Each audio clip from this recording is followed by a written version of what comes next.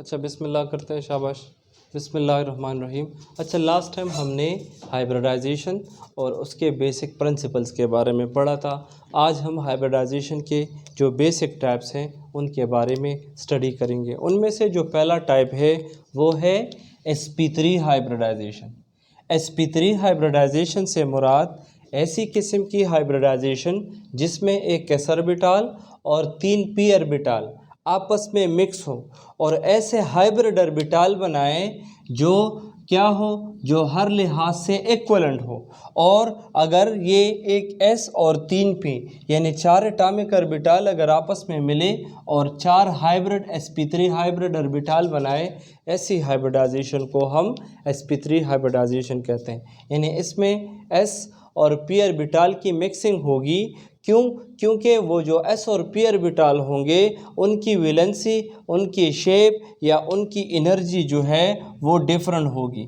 तो अपनी वैलेंसी को यानी कन्फिगरेशन को, अपने शेप्स को, ओरिएंटेशन को और एनर्जी को इक्वलेंट बनाने के लिए एटॉमिक ऑर्बिटल आपस में मिक्सिंग करते हैं ताकि ऐसे नए ऑर्बिटल बनाएं जो वैलेंसी या कन्फिगरेशन, शेप या ओरिएंटेशन और एनर्जी के लिहाज से एक जैसे हों। अब देखिए, इसकी एग्जांपल है CH4। CH4 में कार्बन एक टाइम पे 4 हाइड्रोजन के साथ बॉन्ड बनाता है। तो अगर हम इस कार्बन की बॉन्डिंग 4 हाइड्रोजन के साथ देखें, इसका मतलब ये है कि कार्बन हर एक इलेक्ट्रॉन हाइड्रोजन के साथ शेयर करता है। कार्बन ग्रुप 4 का मेंबर है और इसके आखिरी शेल में 4 इलेक्ट्रॉन है। तो हर एक इलेक्ट्रॉन को ये as a sigma bond share करता है। अगर ये इसको as a sigma bond share करता है, इसका मतलब ये है कि कार्बन के सारे electron single single single single होने चाहिए, यानी 4 सिंगल इलेक्ट्रॉन होने चाहिए। लेकिन जब हम कार्बन की कन्फिग्रेशन देखें तो वो बराबर है 1:2, 2:2 एंड 2p2। अब VBT में हमने पढ़ा था कि हाइब्रिडाइजेशन का काम वैलेंस इलेक्ट्रॉन से है, आखिरी शेल से हैं और फिर ऐसे ऑर्बिटल से हैं जो इनकम्प्लीट हों। तो VBT के मुताबिक इसमें 2 इलेक्ट्रॉन है तो ये ऑलरेडी स्टेबल है, लेकिन P में 2 इलेक्ट्रॉन है और सिंगल सिंगल है। तो इसके मुताबिक अगर आप देखें, कार्बन की वैलेंसी 2 है। Valency mean number of unpaired electron. तो यहाँ कार्बन के पास सिर्फ 2 अनपेयर्ड इलेक्ट्रॉन है, यानी कार्बन 2 बॉन्ड बना सकता है। लेकिन CH4 में कार्बन 4 बॉन्ड बनाता है, 2 नहीं बनाता। अगर कार्बन 2 के बजाय 4 बॉन्ड बनाता है, इसका मतलब ये है यहाँ 2 के बजाय 4 अनपेयर्ड इलेक्ट्रॉन होना चाहिए। तो पहला प्रॉब्लम कार्बन के पास क्या है, वैलेंसी का, कि कार्बन की वैलेंसी 2 है, 4 नहीं है। So that is problem number 1। Problem number 2, अगर आप देखें s और p ऑर्बिटल में s ऑर्बिटल स्टेबल है और p ऑर्बिटल पार्शली फिल्ड है तो अनस्टेबल है। प्रॉब्लम नंबर 3, अगर आप देखें s ऑर्बिटल का जो शेप है वो स्फेरिकल है और p ऑर्बिटल के शेप डम्बल है और मज़ीद अब इनकी ओरिएंटेशन का प्रॉब्लम है। p का एक ऑर्बिटल जो एक्सिस के अलॉन्ग हो उसे px कहते हैं, एक y एक्सिस के अलॉन्ग है जिसे py और एक z एक्सिस के अलॉन्ग है जिसे pz कहते हैं। तो अगर आप देखें, यहाँ पे वैलेंसी का प्रॉब्लम है, शेप्स ऑफ ऑर्बिटल का प्रॉब्लम है, ओरिएंटेशन का प्रॉब्लम है। एंड द लास्ट वन, अगर आप देखें, ये s ऑर्बिटल थोड़ा सा न्यूक्लियस के नज़दीक है और p ऑर्बिटल थोड़ा सा न्यूक्लियस से ऊपर है। तो जो s ऑर्बिटल है वो न्यूक्लियस के नज़दीक होने की वजह से उस पर ज़्यादा अट्रैक्टिव फोर्सेस हैं, तो इसकी एनर्जी कम है। और p ऑर्बिटल थोड़ा सा ऊपर है तो उसकी एनर्जी ज़्यादा है। अब आप ख़ुद बताइए, अगर बाहर से 4 हाइड्रोजन आते हैं और वो 4 हाइड्रोजन इस कार्बन के साथ बॉन्ड बनाते हैं तो इस 4 हाइड्रोजन को कन्फ्यूजन होगी कि हम 4 हैं मगर कमरे सिर्फ 2 है। तो हमें 4 रूम्स चाहिए, यानी 4 अनपेयर्ड इलेक्ट्रॉन चाहिए ताकि सबके साथ हम अपनी एक इलेक्ट्रॉन को शेयर कर सके। नंबर 2, ये 4 हाइड्रोजन कहेंगे हम किसके साथ बॉन्ड बनाएं, एक स्फेरिकल है, दूसरे डम्बल है और फिर डम्बल में भी कोई एक्सेस पे है, कोई वाई पे है, कोई Z पे है, तो कन्फ्यूजन है किसके साथ बॉन्ड बनाई जाए। नेक्स्ट प्रॉब्लम है एनर्जी का। चलिए अगर इनको इग्नोर भी आप करें, एक न्यूक्लियस के नज़दीक है और एक दूर है, तो फिर किसके साथ बॉन्डिंग करें। तो लिहाजा इन सारे कन्फ्यूजन्स को या प्रॉब्लम को हल करने का नाम है हाइब्रिडाइजेशन। हाइब्रिडाइजेशन बॉन्डिंग से पहले एक प्रिपरेशन है, और इस प्रिपरेशन में जो सेंट्रल एटम होता है वो इन चार प्रॉब्लम्स को हल करने के लिए एटॉमिक ऑर्बिटल को मिक्स करता है और ऐसे नए ऑर्बिटल बनाता है जो इन लिहाज से इक्वलेंट हो, जो हर लिहाज से, वैलेंसी के लिहाज से, शेप ओरिएंटेशन और एनर्जी के लिहाज से सेम हो, जिन्हें हम हाइब्रिड ऑर्बिटल कहते हैं। और लास्ट टाइम हमने ये रूल भी बताया था कि जितने एटॉमिक ऑर्बिटल की मिक्सिंग होगी उतने ही हाइब्रिड ऑर्बिटल हमारे पास बनेंगे, और हाइब्रिड ऑर्बिटल हमेशा सिग्मा बॉन्डिंग बनाएंगे, ये हमने लास्ट टाइम पढ़ा था। अब देखिए इसका जो बेसिक मैकेनिज़्म है वो मंदरजा झेल स्टेप पे मुश्तमिल है। इसमें स्टेप नंबर 1 है एक्साइटेशन, इसको रीअरेंजमेंट भी कहते हैं, एक्साइटेशन या रीअरेंजमेंट। एक्साइटेशन से मुराद ये है, अभी हमने कहा कि इसमें 2 इलेक्ट्रॉन है और जो पी ऑर्बिटल है उसमें भी 2 इलेक्ट्रॉन है, तो लिहाजा जो कार्बन की यहाँ पे वैलेंसी है ये 2 है, और 4 हाइड्रोजन अगर कार्बन के साथ बॉन्ड बना के CH4 बनाते हैं तो वैलेंसी 2 के बजाय 4 होनी चाहिए। तो देखिए कार्बन अपना एक s का इलेक्ट्रॉन इधर p में शिफ्ट करता है, अगर ये अपना ये इलेक्ट्रॉन यहाँ से p में शिफ्ट करेगा तो इसमें कितने इलेक्ट्रॉन रह जाएंगे 1, और p में ऑलरेडी 2 इलेक्ट्रॉन अपनी जगह, और हुंस रूल में हमने पढ़ा था कि पेयरिंग नहीं होगी जब तक ये ऑर्बिटल हाफ फिल्ड ना हो, तो ये इलेक्ट्रॉन इधर आ जाएगा। अब यहाँ कार्बन की वैलेंसी क्या है, अब कार्बन की वैलेंसी है 4, 1 2 3 4, तो वैलेंसी का प्रॉब्लम हल हो गया है। अब नेक्स्ट प्रॉब्लम क्या है, नेक्स्ट प्रॉब्लम है शेप्स एंड ओरिएंटेशन का और एनर्जी का।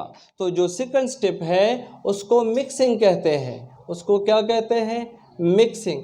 अब इसमें ऐसे एटॉमिक ऑर्बिटल जिनके शेप और एनर्जी डिफरेंट है वो आपस में मिक्स होंगे। तो देखिए शेप के लिए ऐसा होगा, ये s ऑर्बिटल है और इसमें एक इलेक्ट्रॉन है, ये वो px ऑर्बिटल है और इसमें एक इलेक्ट्रॉन है, ये वो py ऑर्बिटल है और इसमें एक इलेक्ट्रॉन है, और ये वो pz ऑर्बिटल है और इसमें एक इलेक्ट्रॉन है। चूँकि ये 4 एटॉमिक ऑर्बिटल है, ये चारों आपस में मिक्स होंगे और इनके नतीजे में नए ऑर्बिटल बनेंगे 4, जिनको हाइब्रिड ऑर्बिटल कहते हैं, और वो कुछ ऐसे होंगे, एक छोटा सा लोब और एक इस तरह से बड़ा सा लोब, और ये तादाद में 4 होंगे, ये तादाद में क्या होंगे, 4 होंगे। अब चूँकि शेप का मसला हल हो गया है, जो 4 नए ऑर्बिटल बने हैं सब की सब शेप सेम है, लेकिन नेक्स्ट प्रॉब्लम है ओरिएंटेशन का कि आया ये कौन से एक्सिस में होंगे।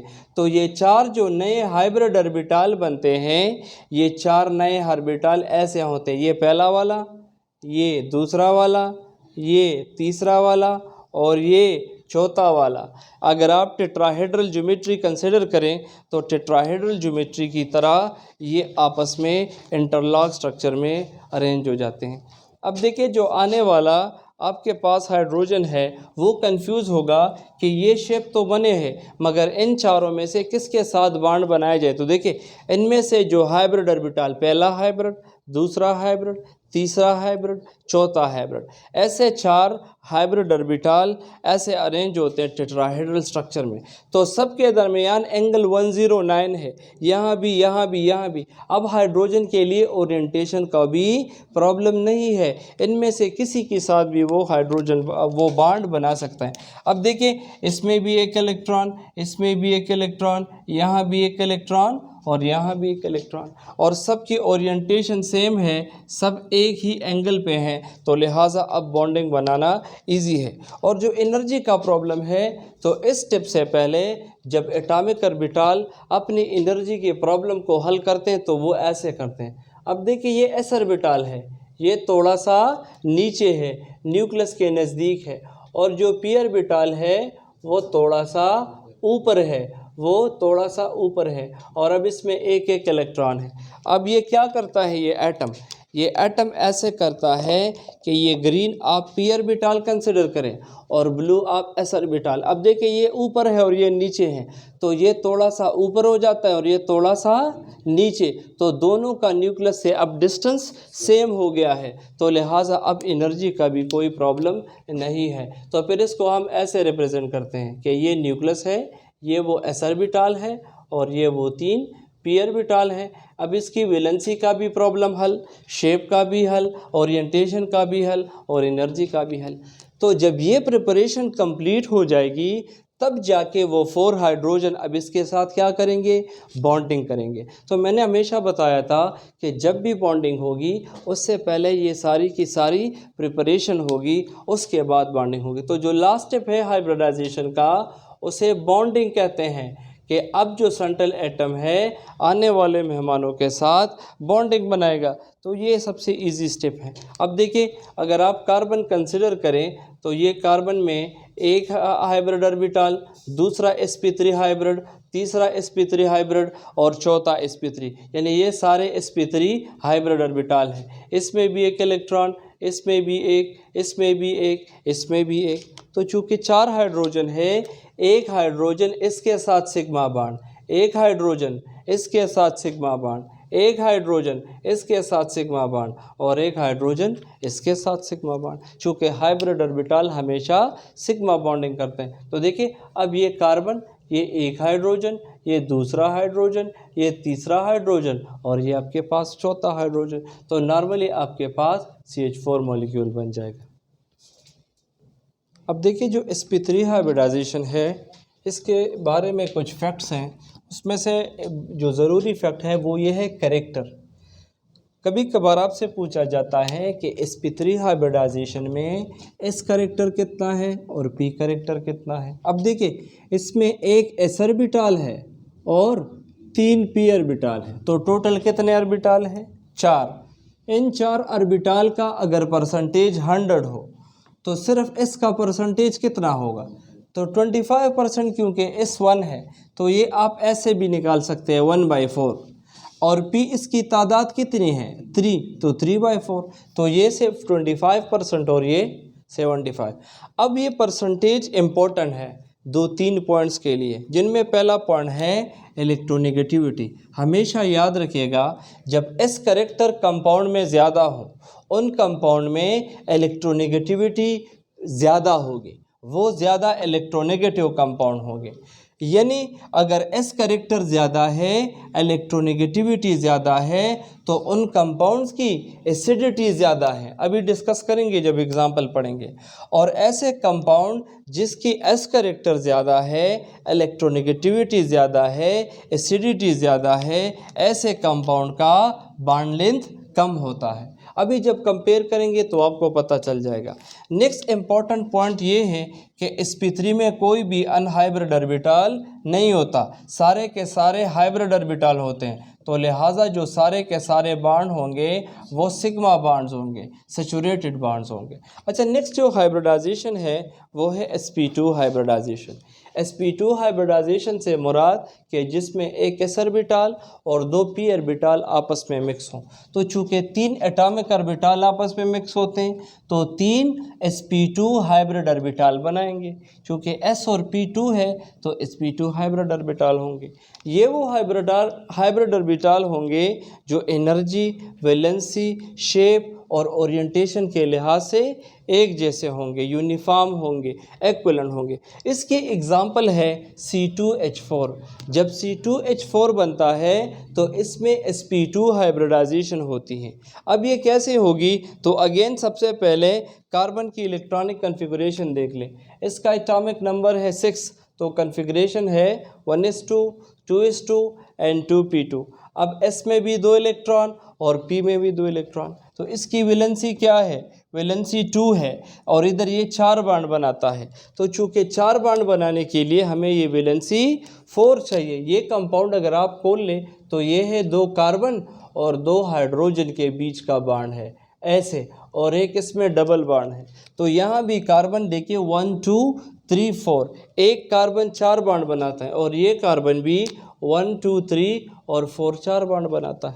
तो लिहाजा इसकी वैलेंसी 2 के बजाय 4 होनी चाहिए। दूसरा प्रॉब्लम, अब देखिए इसका जो शेप है ये स्फेरिकल है और ये सारे डम्बल है। और नेक्स्ट प्रॉब्लम इसकी रीओरिएंटेशन का है, ये डम्बल है और एक्सिस में, ये डम्बल है और वाई में, और ये डम्बल है और जेड एक्सिस में। और नेक्स्ट प्रॉब्लम एनर्जी का है, एस ऑर्बिटल थोड़ा सा न्यूक्लियस के नज़दीक है और पी ऑर्बिटल दूर है, तो लिहाजा the next problem is energy. अब ये कार्बन इन 4 हाइड्रोजन के साथ और दूसरे अपने कार्बन के साथ बॉन्ड बनाने से पहले क्या करेगा, कुछ प्रिपरेशन करेगा जिसको हम हाइब्रिडाइजेशन कहेंगे, और वो sp2 प्रिपरेशन करेगा।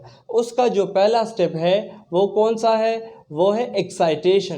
कार्बन क्या करेगा, अपनी कुछ ना कुछ एनर्जी इस्तेमाल करके अपनी वैलेंसी को सेटिस्फाई करेगा। वो किस तरह करेगा, अगर ये s ऑर्बिटल है और ये p ऑर्बिटल है और इसमें दो दो इलेक्ट्रॉन है, तो ये कार्बन यहाँ जो 2 इलेक्ट्रॉन है इनमें से एक को यहाँ पे शिफ्ट करेगा, तो s में 1 इलेक्ट्रॉन रह जाएगा और p में ऑलरेडी 2 इलेक्ट्रॉन है और तीसरा भी आ जाएगा।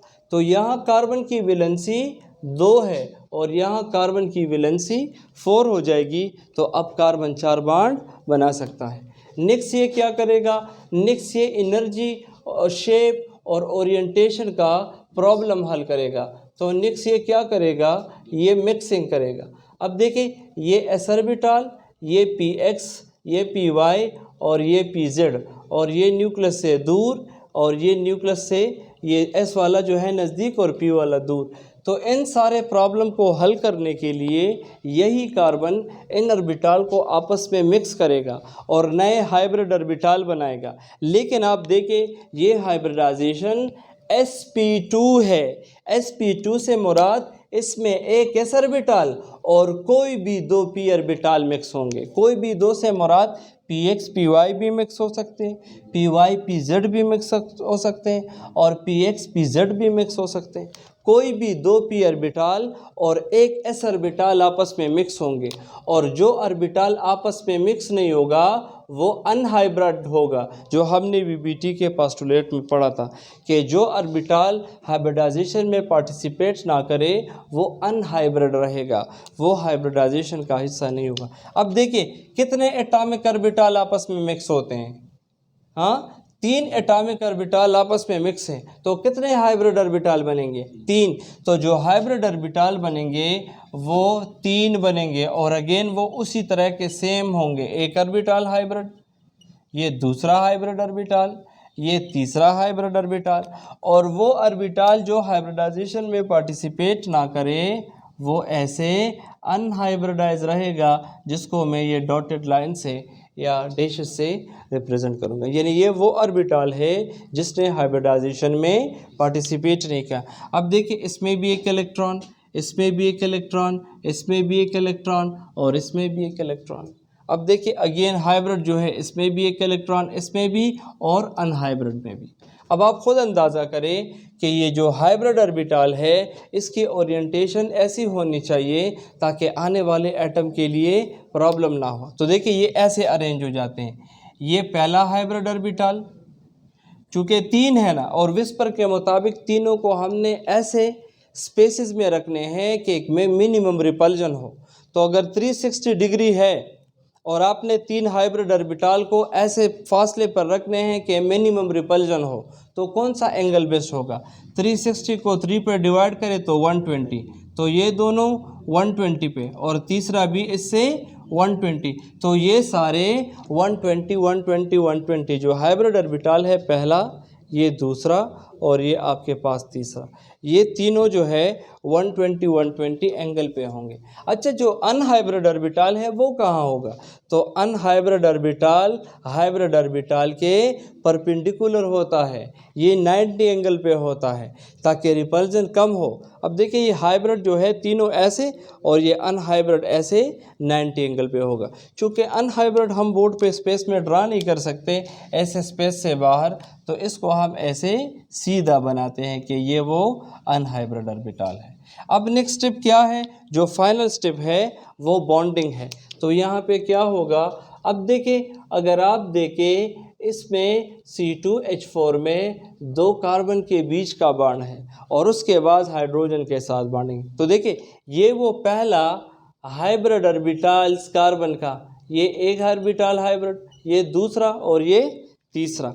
और ये जो अनहाइब्रिडाइज है इसको मैं ऐसे रिप्रेजेंट करता हूँ और इसमें भी एक इलेक्ट्रॉन है। और जो हाइब्रिड ऑर्बिटल होते हैं उनमें भी 1 इलेक्ट्रॉन पाया जाता है। समझ आ रहा है कि नहीं आ रहा? अब देखिए ये एक कार्बन और इसके सामने कौन सा कार्बन है? दूसरा कार्बन।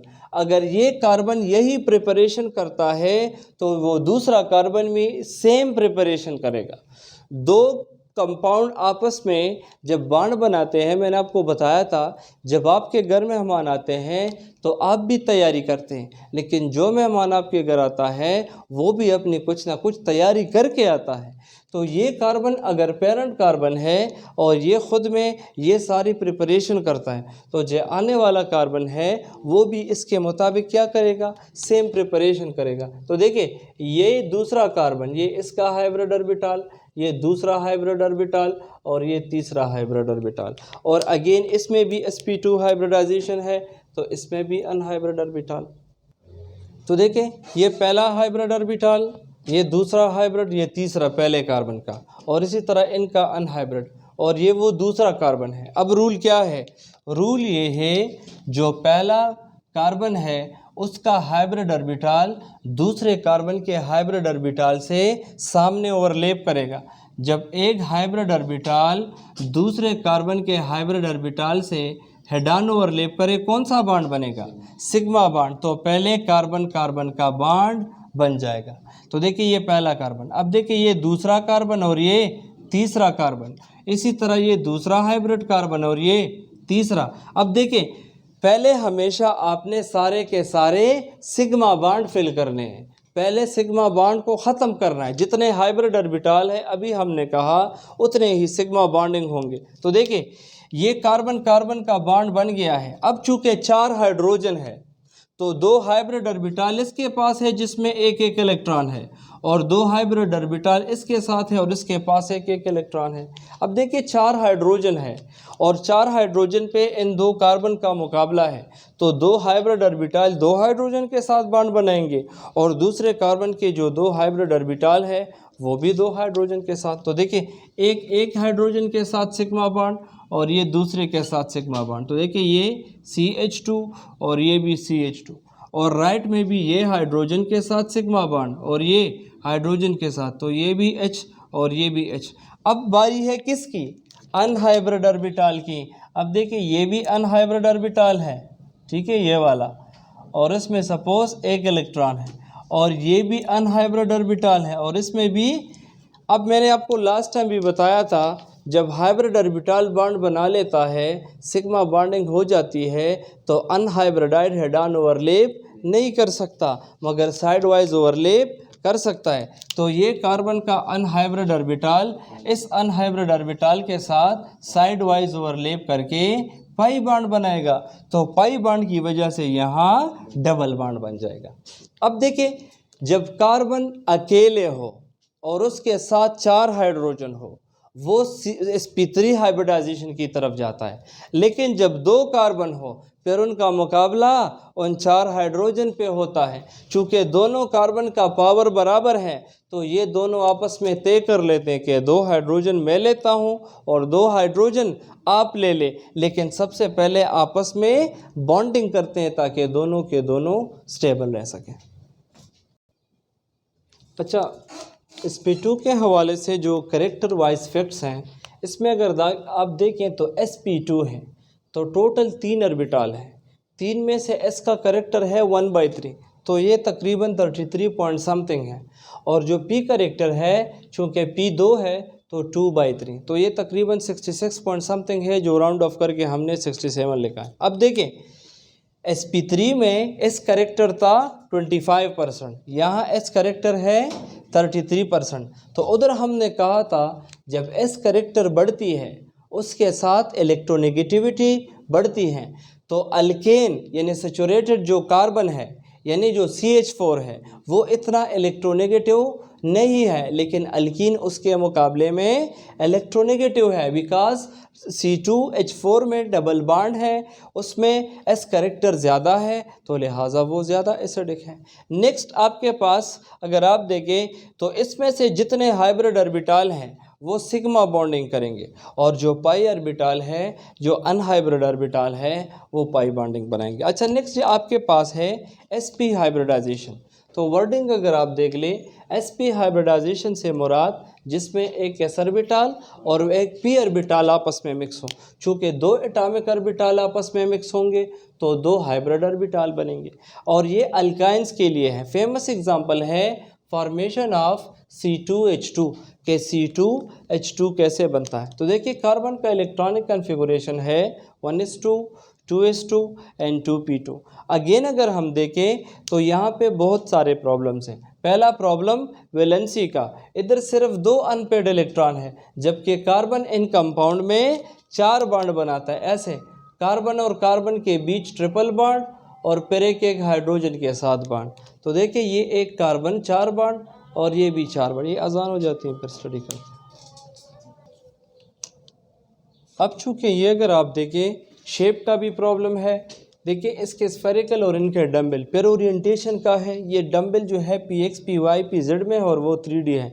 और नेक्स्ट आप देख लें एनर्जी का प्रॉब्लम, s ऑर्बिटल नज़दीक p2। तो इन सारे प्रॉब्लम को हल करने के लिए पहला कार्बन क्या करेगा, यहाँ से एक इलेक्ट्रॉन p में शिफ्ट करेगा, तो सिंगल, और ये तो वैलेंसी 2 के बजाय 4 बन जाएगी। अब नेक्स्ट स्टेप है मिक्सिंग।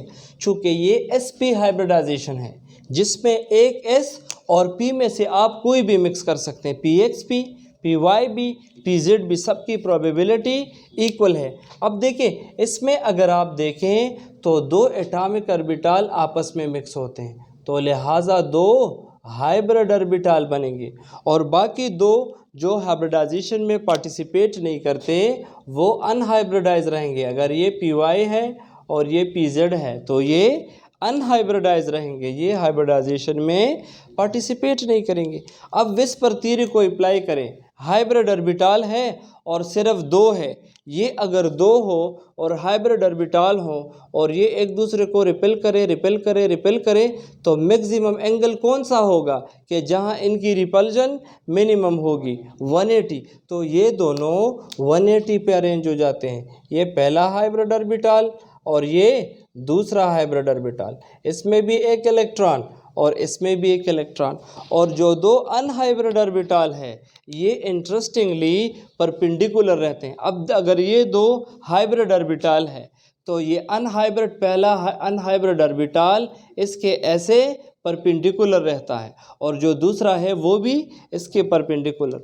तो अगर आप ये दोनों इसके 2 कॉर्नर 2 हाइब्रिड ऑर्बिटल कंसिडर करें तो जो अनहाइब्रिड ऑर्बिटल है पहला वो इसके ऐसे 90 और दूसरा भी ऐसे 90 पे। जो बोर्ड पे ड्रा नहीं हो सकता तो हम ऐसे ड्रा करेंगे। देखिए, ये वो पहला अनहाइब्रिड ऑर्बिटल है जो ऐसे है परपेंडिकुलर, और ये वो दूसरा अनहाइब्रिड जो प्लेन से बाहर है मगर उसको हम ड्रा नहीं कर सकते बोर्ड पे। अब देखिए, नेक्स्ट स्टेप कौन सा होता है, जो फाइनल स्टेप होता है उसे हम बॉन्डिंग कहते हैं। अब एक जो कार्बन का ऑर्बिटल है कन्फिग्रेशन है वो दूसरे कार्बन के साथ बॉन्ड बनाएगा। तो चूँकि 2 कार्बन है तो ये कार्बन ये इसका पहला हाइब्रिड ऑर्बिटल और ये दूसरा हाइब्रिड ऑर्बिटल, और अगेन द सेम जो दूसरा कार्बन है वो भी इस तरह है, उसका हाइब्रिड ऑर्बिटल और ये उसका दूसरा हाइब्रिड ऑर्बिटल, और ये इसका पहला अनहाइब्रिड और ये दूसरा अनहाइब्रिड। अब सब में एक एक इलेक्ट्रॉन है, हाइब्रिड में भी अनहाइब्रिड में भी। इस तरह ये इसका अनहाइब्रिड पहला जिसमें एक इलेक्ट्रॉन और ये दूसरा अनहाइब्रिड जिसमें एक इलेक्ट्रॉन, और हाइब्रिड में भी एक एक इलेक्ट्रॉन। तो अभी हमने रूल पढ़ा कि पहले हाइब्रिड ऑर्बिटल क्या करेंगे, पहले हाइब्रिड ऑर्बिटल बॉन्डिंग करेंगे। अब देखिए, इस कार्बन का ये जो sp हाइब्रिड ऑर्बिटल है वो इस कार्बन के हाइब्रिड ऑर्बिटल के साथ सिग्मा बॉन्ड बनाएगा, क्योंकि अभी हमने रूल पढ़ा कि हाइब्रिड ऑर्बिटल हमेशा सिग्मा बॉन्ड बनाता है। तो कार्बन कार्बन के बीच सिंगल बॉन्ड बन जाएगा। अब एक एक हाइब्रिड ऑर्बिटल और भी का बाकी है, और नंबर ऑफ हाइड्रोजन्स की तादाद कितनी है 2। तो एक हाइड्रोजन इस हाइब्रिड ऑर्बिटल के साथ सिग्मा बॉन्ड बनाएगा तो यहाँ पे हाइड्रोजन आ जाएगा, और ये हाइब्रिड ऑर्बिटल भी हाइड्रोजन के साथ सिग्मा बॉन्ड बनाएगा, तो यहाँ भी हाइड्रोजन आ जाएगा। लेकिन अब दो अनहाइब्रिड ऑर्बिटल है, तो जो पहला अनहाइब्रिड ऑर्बिटल है और उसमें एक इलेक्ट्रॉन है, वो दूसरे कार्बन के अनहाइब्रिड ऑर्बिटल के साथ साइडवाइज ओवरलैप करेगा। तो अगर साइडवाइज ओवरलैप करेगा तो क्या बनेगा, पाई बॉन्ड बनेगा, तो कार्बन कार्बन डबल बॉन्ड बन जाएगा। अब एक और भी अनहाइब्रिड ऑर्बिटल बाकी है, ये वाला जो अभी मैं ब्लैक में रिप्रेजेंट कर देता हूँ, ये वाला जो अनहाइब्रिड ऑर्बिटल है ये अपने दूसरे काउंटर पार्ट अनहाइब्रिड ऑर्बिटल के साथ साइड वाइज ओवरलैप करके कार्बन कार्बन ट्रिपल बॉन्ड बनाएगा। तो इस तरीके से जो अल्काइन है उसकी फॉर्मेशन हो जाएगी। अब देखिए sp हाइब्रिडाइजेशन के भी जो करेक्टर वाइज अगर आप स्टडी करें तो चूँकि ये दो हाइब्रिड ऑर्बिटल है तो इसमें दोनों का करेक्टर 50-50% है। तो देखिए इस करेक्टर इसमें ज़्यादा है। तो जो मैंने कहा था कि लास्ट में कंक्लूड करेंगे तो ऐसे क्वेश्चन आते हैं कि इन तीनों में से कौन सा ज़्यादा एसिडिक है या किसकी इलेक्ट्रोनेगेटिविटी सबसे ज़्यादा है। तो देखिए अगर sp3 हाइब्रिडाइजेशन है, सारे के सारे सिंगल बॉन्ड होंगे तो कार्बन की इलेक्ट्रोनेगेटिविटी कम है। अगर कम है तो ये हाइड्रोजन से इलेक्ट्रॉन अट्रैक्ट नहीं करते, तो हाइड्रोजन पे ज़्यादा पॉजिटिव चार्ज नहीं आएगा। एसिडिटी तो उसको कहते हैं कि हाइड्रोजन पे ज़्यादा पॉजिटिव चार्ज आ सके। अगर आप अल्कीन की बात करें तो उसमें sp2 हाइब्रिडाइजेशन है, तो यहाँ कार्बन इलेक्ट्रोनेगेटिव है, वो हाइड्रोजन से इलेक्ट्रॉनिक डेंसिटी अट्रैक्ट करता है, तो हाइड्रोजन पे कौन सा चार्ज आता है, पॉजिटिव। अब अल्काइन में एस करेक्टर और भी ज़्यादा है, 50% है, तो लिहाजा ये बहुत ज़्यादा इस हाइड्रोजन से इलेक्ट्रॉन अट्रैक्ट करता है। एज अ रिज़ल्ट हाइड्रोजन पे पॉजिटिव चार्ज आता है जो आसानी से ये बाहर निकल सकता है, इसकी एसिडिटी ज़्यादा है। नेक्स्ट क्वेश्चन ऐसे आता है कि इन तीनों में सबसे कम बॉन्ड लेंथ किसका है, कार्बन सिंगल का, डबल का या ट्रिपल का। तो हमेशा याद रखिएगा अगर इलेक्ट्रोनेगेटिविटी ज़्यादा है तो दो कार्बन एक दूसरे को ज़्यादा अट्रैक्ट करते हैं, तो बॉन्ड लेंथ हमेशा कम होगा। तो सिंगल सिंगल बॉन्ड लेंथ ज़्यादा होता है, कार्बन कार्बन डबल बॉन्ड कम, और कार्बन कार्बन ट्रिपल बॉन्ड सबसे कम हाइब्रिडाइजेशन होता है। समझ आ रही कि नहीं। तो इसकी सबसे कम बॉन्ड लेंथ है। अब देखिए कभी कभार एक क्वेश्चन किया जाता है कि एक ही कार्बन है मगर एक ही कार्बन कभी sp3 हाइब्रिडाइजेशन करता है, कभी sp2 करता है, और कभी अभी आपने देखा कभी sp करता है। तो इसकी मिसाल ऐसी है, अगर एक कॉलेज है, अगर क्या है, एक ही कॉलेज है और एक ही कॉलेज में 4 स्टूडेंट एडमिशन लेते हैं, तो ये एक ही कॉलेज है, इन स्टूडेंट के पास दूसरा कोई चॉइस नहीं है, तो ये कॉलेज सारे के सारे स्टूडेंट को एडमिशन दे देता है, या ये सारे के सारे स्टूडेंट मजबूर होकर इसी एक कॉलेज में एडमिशन हासिल करते हैं। लेकिन अगर ये एक कॉलेज है और उसके सामने दूसरा सेम स्टैंडर्ड का कॉलेज है, यानी दोनों कॉलेज की स्टैंडर्ड क्या है, सेम है, और अब 4 स्टूडेंट हैं, आप बताइए शाबाश, तो क्या चारों स्टूडेंट एक ही कॉलेज में एडमिशन लेंगे? अगर दोनों का स्टैंडर्ड सेम है तो ये 4 स्टूडेंट कभी भी नहीं चाहेंगे कि एक कॉलेज में जाएं, वहाँ पे इतना क्राउड होगा, लर्निंग इफेक्टिव नहीं होगी, तो हाफ स्टूडेंट इधर चले जाएंगे और हाफ स्टूडेंट, दोनों का स्टैंडर्ड वैसे भी सेम है, तो कम कम कंडीशन में कि ये यहाँ भी स्टूडेंट कम यहाँ भी स्टूडेंट कम होंगे तो लर्निंग इफ़ेक्टिव होगी। अगर यही 2 कॉलेज हैं, ठीक है, और आपके पास अगर हम कंसिडर करें 2 ही स्टूडेंट हैं, तो अब तो कंपटीशन और भी बढ़ गई है, अब कंपटीशन और भी बढ़ गई है, तो एक स्टूडेंट इधर आ जाएगा और एक स्टूडेंट इधर आ जाएगा। Same is the case with carbon. अगर कार्बन है और अकेला है और 4 हाइड्रोजन है, इसकी लालच होती है कि चारों के चारों हाइड्रोजन के साथ sp3 हाइब्रिडाइजेशन कर सकें। अगर आप ऐसे कंसिडर करें कि 2 कार्बन है और उनके सामने 4 हाइड्रोजन है, अब इन दोनों का मुकाबला इन 4 हाइड्रोजन्स के लिए है। चूँकि दोनों कार्बन का स्टैंडर्ड सेम है तो लिहाजा ये आपस में तय कर लेते हैं कि हम आपस में डबल बॉन्ड बना लेते हैं, 2 हाइड्रोजन आप ले ले और 2 हाइड्रोजन मैं ले लेता हूँ। यही 2 कार्बन है, दोनों का स्टैंडर्ड सेम है, अब सिर्फ 2 हाइड्रोजन है, तो ये एक दूसरे के साथ ट्रिपल बॉन्ड बना लेते हैं और एक एक हाइड्रोजन इक्वली शेयर करते हैं। तो ये डिपेंड करता है हाइड्रोजन के सराउंडिंग पे। हाइड्रोजन के सराउंडिंग में जितने कार्बन के सराउंडिंग में जितने हाइड्रोजन होंगे वो उस लिहाज से क्या करेगा, वो उस लिहाज से हाइब्रिडाइजेशन करेगा।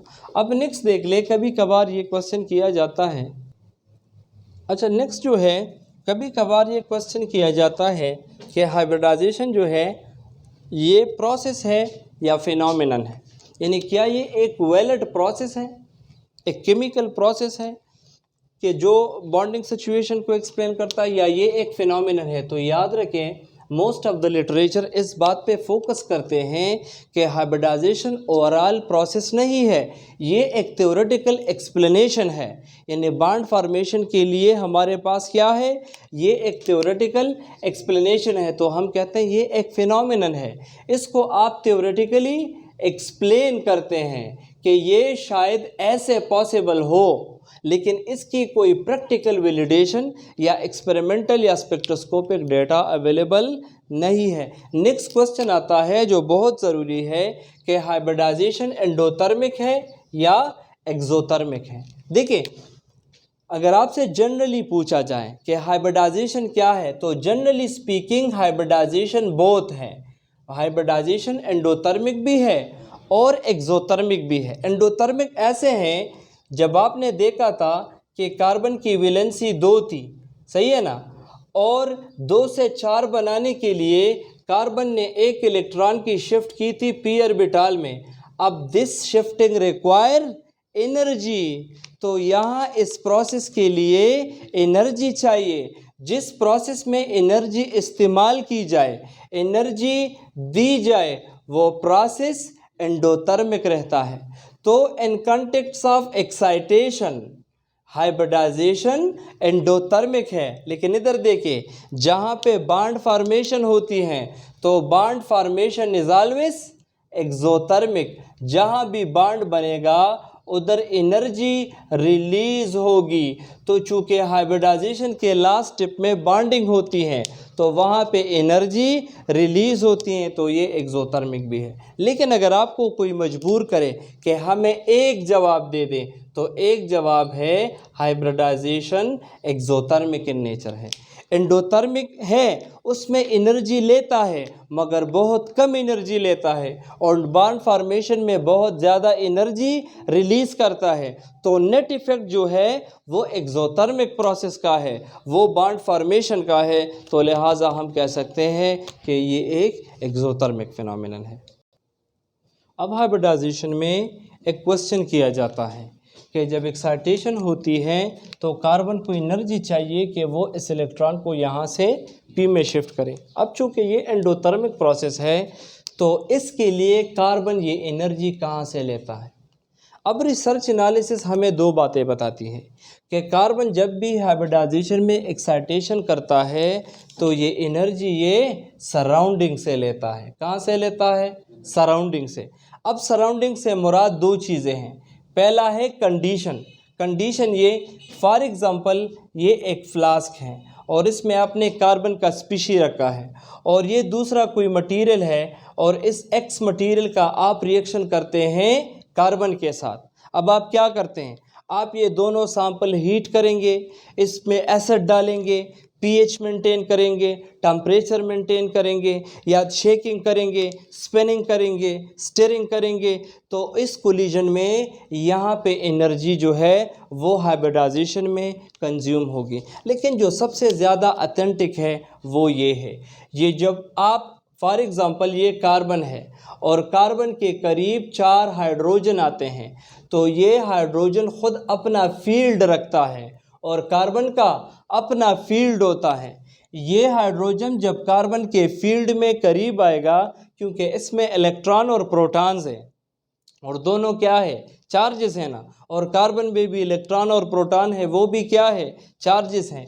ये चार्जेस जब इस चार्जेस के करीब आएंगे तो ये जो अप्रोचिंग चीज़ें हैं ये इसके साथ इंटरेक्ट करेंगे और इस इंटरेक्शन के दौरान कुछ नेट एनर्जी चेंजेस प्रोसेसेस होते हैं कि जहाँ से कार्बन ये एनर्जी इस्तेमाल करके हाइब्रिडाइजेशन में एक्साइटेशन करता है। तो सबसे ज़्यादा वैलिड ये है कि जो अप्रोचिंग स्पीशीज़ है इनकी जो पेरेंट एटम होता है, जो सेंट्रल एटम होता है, जो हाइब्रिडाइजेशन करता है उसके साथ इंटरेक्शन करता है और उसी इंटरेक्शन के नतीजे में ये कुछ ना कुछ अमाउंट ऑफ एनर्जी एक्सचेंज करता है।